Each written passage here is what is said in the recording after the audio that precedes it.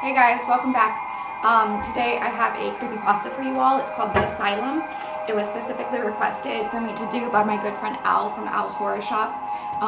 He does have his own horror channel, so I'm going to go ahead and link him below just because he's a good friend of mine and he requested this story for me today. So the story is called The Asylum, and let's get started.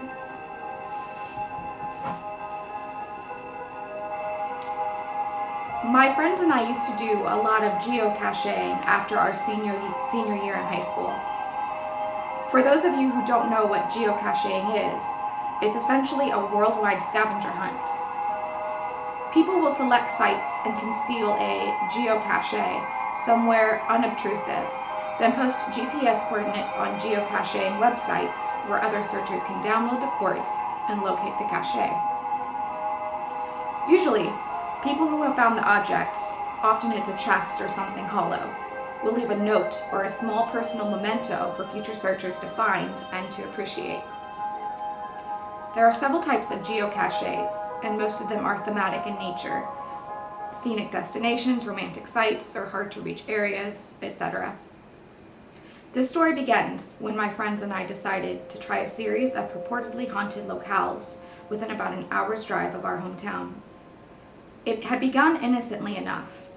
Most of the sites had spooky backstories that were mostly entirely fabricated. So we had a great time scaring the piss out of each other and generally creeping ourselves out.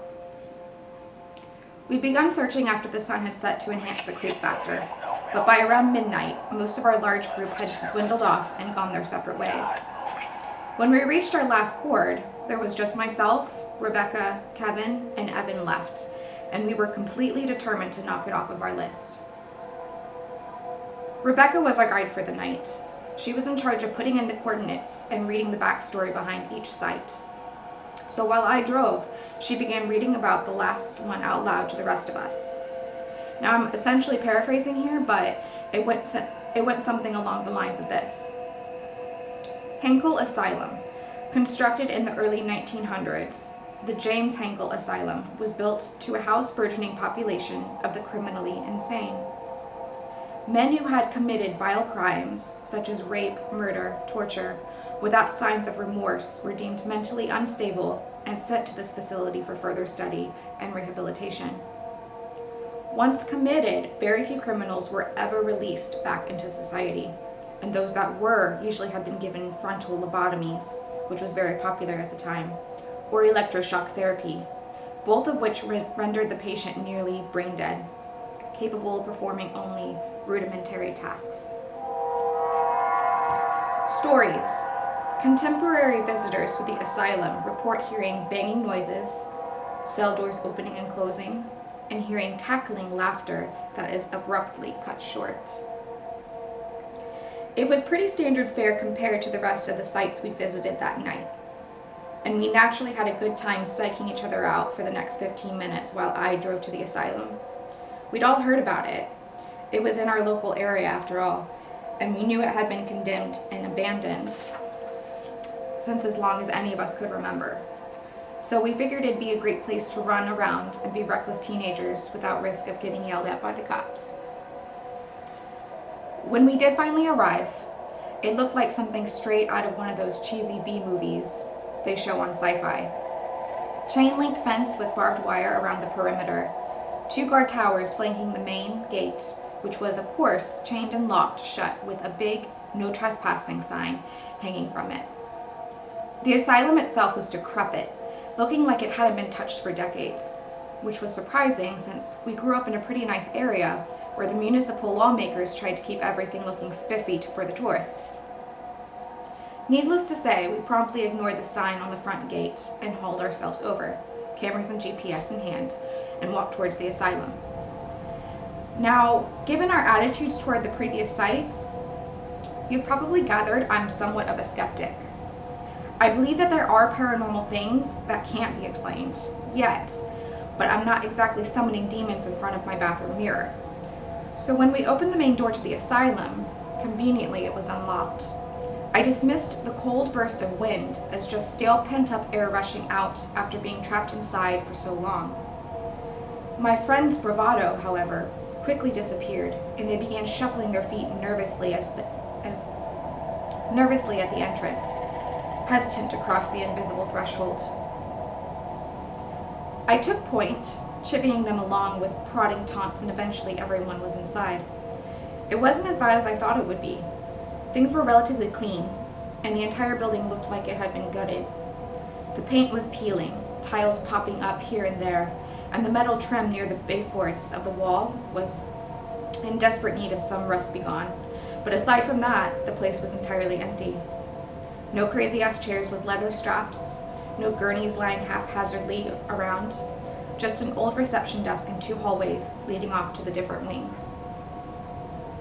We explored for a few minutes, freaking ourselves out whenever we heard the old pipe rattle or rat squeak, but otherwise it was relatively uneventful.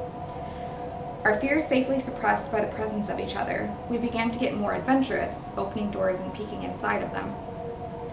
The rooms were all empty, of course. Whatever company had been contracted to clear the place out did a pretty damn good job of removing any creepy decor. Bravado beginning to return by the minute, Evan and Kevin dropped back without Rebecca or me noticing. They began running around, making noises to try and scare us. I'm not gonna lie, it worked until I realized they were gone and probably the cause of all the racket. Then returned laughing and breathless to a decidedly paler Rebecca. She seemed to be a lot more put off by the whole place than the rest of us were, or at least she didn't hide it very well. She quietly suggested that we leave. Not to be outdone by the other guys of the group, I told her she was more than welcome to wait in the car if she had wanted, but I was going to stick around for a few more minutes. Exasperated but defeated, she finally caved and followed us where the GPS was leading, to the 2nd floor. This is where I started to feel genuinely scared. Before, I was just a little bit creeped out, but there was something about the whole floor that literally gave me the shivers, despite it being a warm summer night. We started opening doors on the 2nd floor like before, but we were all a lot more sober about it. I guess I wasn't the only one who was feeling a little weirded out. Finally, about midway through the hall, we opened the door to a room, and there, lying in the middle of the floor, was an honest-to-God straitjacket. I'm not bullshitting you. Every other room was devoid of objects, but here it was, a fucking straitjacket in the middle of the floor, some random-ass room in a condemned mental asylum. We all kind of looked at each other with raised eyebrows as if to say, guys, are you seeing what I'm seeing? And of course, trying to be a macho man to show up for Rebecca, I piped up with the most ridiculous idea I could think of at the time. Dude, I'm gonna put it on. Years of horror flicks and creepypasta should have trained me not to put on the creepy straitjacket, in the creepy hall, in the creepy asylum. But teenage dumb fuckery won over, and once the words were out, I couldn't wuss out. I had to do it. Nobody said anything. They just kind of looked at me expectantly, waiting to see if I'd follow through with my boast. Determined not to be called a pussy for the remainder of the night, I walked forward into the room and bent down to pick up the moth-ridden restraining device. As I got closer, though, I noticed it wasn't moth-ridden at all, but was actually in pretty decent condition. That is, compared to the rest of the place, which, as I've mentioned, was in complete shambles. I mean, it had a few stains here and there, but it didn't really smell and it seemed intact enough to put on. As soon as I picked it up, though, I got this overwhelming sense of dread in the pit of my stomach. You know that drop in your stomach right as you go over the lip of a roller coaster? I got that feeling, and the bottom of my gut that says, I'm gonna die. I just know it.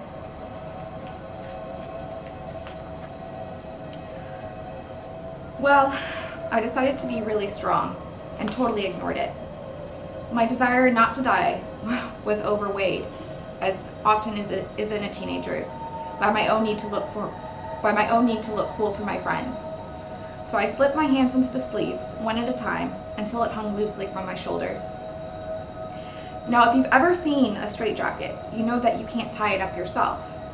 The whole point is to essentially cross your arms across your chest and tie the sleeves behind your back to prevent whoever's inside from moving their arms, presumably to stop them from hurting themselves and others. So I stood there in the middle of the room, and I called out to Rebecca, "Hey, Becca, help me tie this thing off."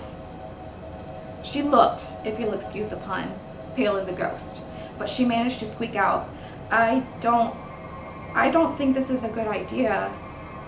But again, after some prodding and encouraging, I convinced her to begin tying the sleeves behind my back. Evan and Kevin just stood in the doorway, expressions a mix of admiration and incredulity. At that point in time, I felt like such a badass for about a whole 3 seconds. As soon as Rebecca finished up the last lace, the door to the cell slammed shut, right in Kevin and Evan's faces. I never felt a breeze, and when I asked them later, both of them fervently denied closing it themselves. Skeptic that I am, I still chalk it up to us leaving the door open and changing air pressures and all that, but it scared the shit out of all of us nonetheless. Then I felt pressure in my chest, like someone was sitting on it all of a sudden, or as if someone was pulling the sleeves tighter behind me, and it began to get harder and harder to breathe. I couldn't even summon enough air to whisper, much less call for help. My vision narrowed into tiny specks, and I swear I heard someone laughing shrilly as I neared unconsciousness. The pressure increased with a sudden tug, and my world immediately went black.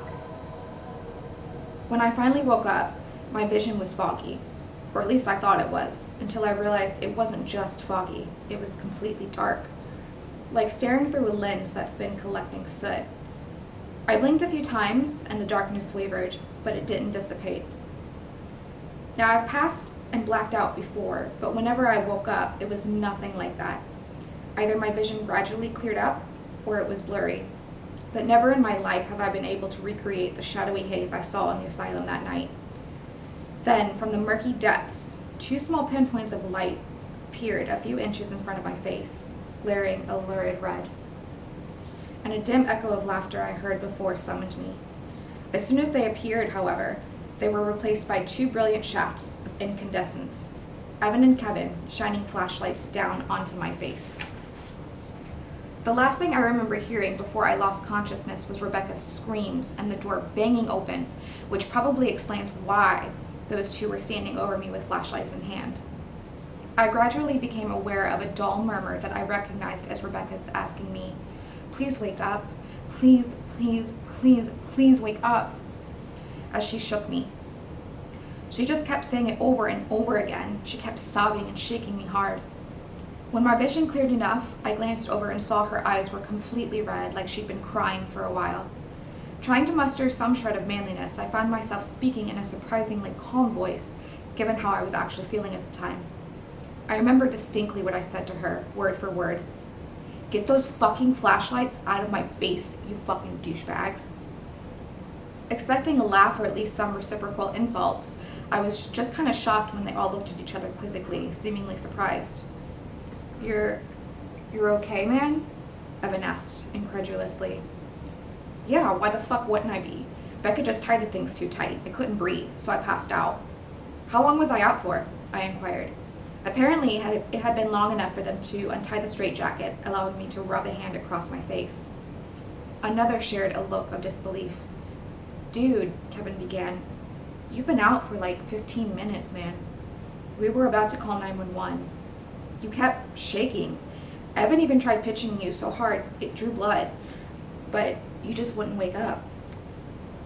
I felt a cold chill run down my spine, and the straitjacket, hanging limply from my shoulders, suddenly began to feel a bit tighter. Hastening to pull it off, I tried not to look panicked as I threw it into a corner of the room. Rebecca just sat there, still shaking and crying a little bit, and in spite of the ordeal I'd just gone through, I had enough sense to go over and try to comfort her. We left that room without a single word, geocache be damned, and walked back to the car in complete silence, broken only by the occasional sniffle emitted by Rebecca. The sun began to start to come up, and as I dropped everyone off at their respective homes, we said quiet goodbyes. Rebecca was the last stop before I finally made the trip home myself. Being the gentleman that I am, I walked her to her door. But she paused at the entry and looked me in the eyes. In the light of the gray dawn, I could see her eyes were still reddened from all the crying. She was very quiet, and she said, "I have to ask you something." "Yeah, sure. What is it?" I said, half expecting another, "You sure you're all right?" like I'd been getting the whole ride home. She surprised me by asking, "Do you know how long it took Evan and Kevin to get that door open?" Her eyes had a look that I could never forget. It was raw and utter fear.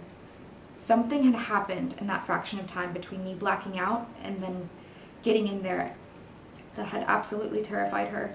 And seeing that look, I realized I was blacked out for 15 minutes. How long was she alone with me in that room? "No," I replied slowly. "How long did it take?" 5 minutes. They said it took 5 minutes for them to open that stupid door. I was in there and I saw you. And I saw," she broke off, another sob stopping her mid-sentence. At that point, I didn't want to know. I still don't want to know. I gripped her by the shoulders and said firmly, "Rebecca, it doesn't matter. No matter what you saw, I'm here, you're here, we're both safe. It doesn't matter. Nothing bad will happen. I promise you that." She just nodded numbly, opened her door, and walked inside her house. The next time I saw her, she was back to her usual self. But whenever I bring up that night to her, she freezes up and turns to stone, refusing to discuss it. I stand by what I said before. I don't know what happened in that room, and I don't want to know. But I still have nightmares about those two glowing red lights in the darkness. And sometimes, as I lapse into sleep, I hear faint echoes of shrill laughter following me down into the depths of unconsciousness. Wow. Thank you guys so much for stopping by. I hope you liked it. Thank you, Al, for requesting it from me. And I will see you guys for the next one. Bye.